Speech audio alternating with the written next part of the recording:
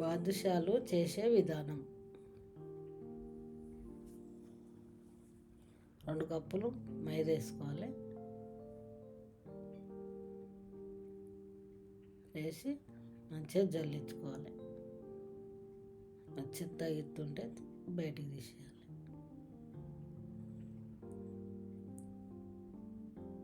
ఒక చెంచా baking powder,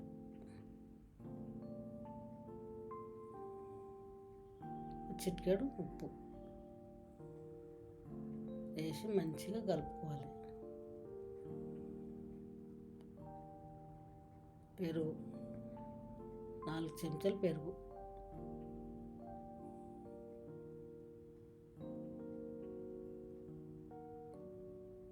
చిన్న చెంచా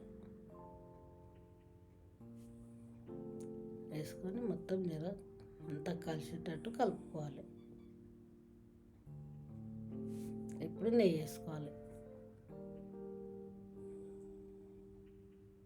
ఒక 5 స్పూన్లు ఉంటుంది నెయ్యి. కొంచెం నెయ్యి ఎక్కువనే వేసుకుంటే బాగుంటుంది. కొన్ని నీళ్ళు పోసుకుంటా కలుపుకోవాలి. మొత్తం ఇంత నెయ్యి వేసుకొని చపాతి పిండిలోకి ఏం కలపొద్దు.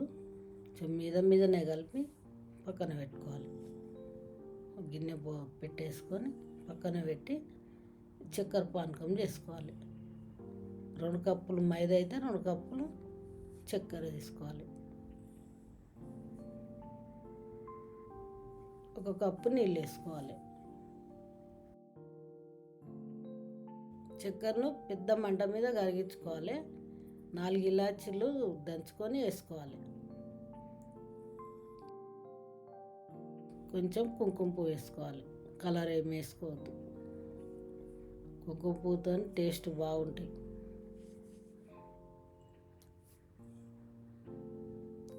కరిగిపోయింది. తీగపాకం అవసరం లేదు, అంత ఉంటే సరిపోతుంది. ఇప్పుడు పిండి తీసుకొని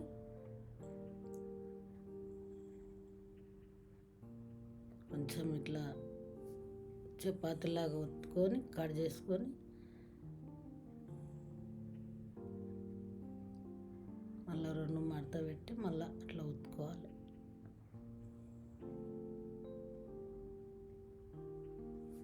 అట్లా 2-3 సార్లు చేయాలి. చేస్తే బాదుషాలు అనేటివి లోపల చూసి బాగుంటాయి.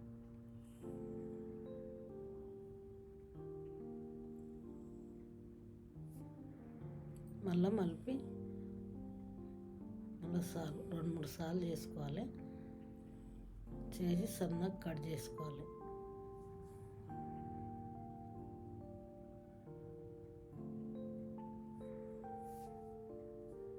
చేసుకొని చిన్న ముద్దలు మా సైజుని బట్టి చేసుకొని రౌండ్గా అరిచేతుల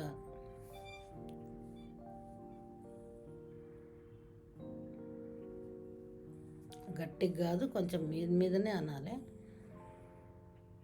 అని మధ్యలో రంధ్రం పెట్టాలి. అంతే, పక్కన పెట్టుకోవాలి. పెద్ద సైజు చేసుకోవచ్చు, చిన్నది కూడా చేసుకోవచ్చు. సరే చేసినాయి. ఇప్పుడు ఆయిల్ వేసుకోవాలి.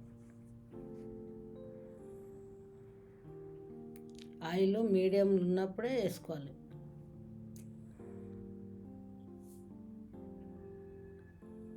మీడియంలోనే వేసుకుంటే అవి పైకి వస్తాయి. అప్పుడే మలపాలి. ఎక్కువ మంట పెడితే మీద ఉడికిపోయి లోపల పచ్చి ఉంటుంది. మళ్ళీ ఇంకో దిక్కు మలుపుకోవాలి.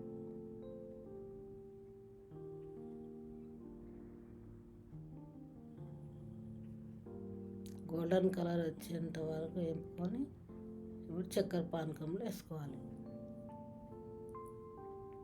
చక్కెర పానకం కొంచెము గోరువెచ్చగా ఉండాలి.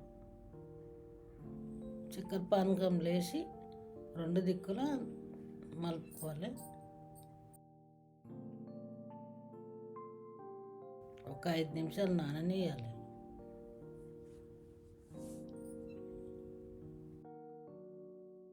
బాదుషాలు రెడీ అయిపోయినాయి.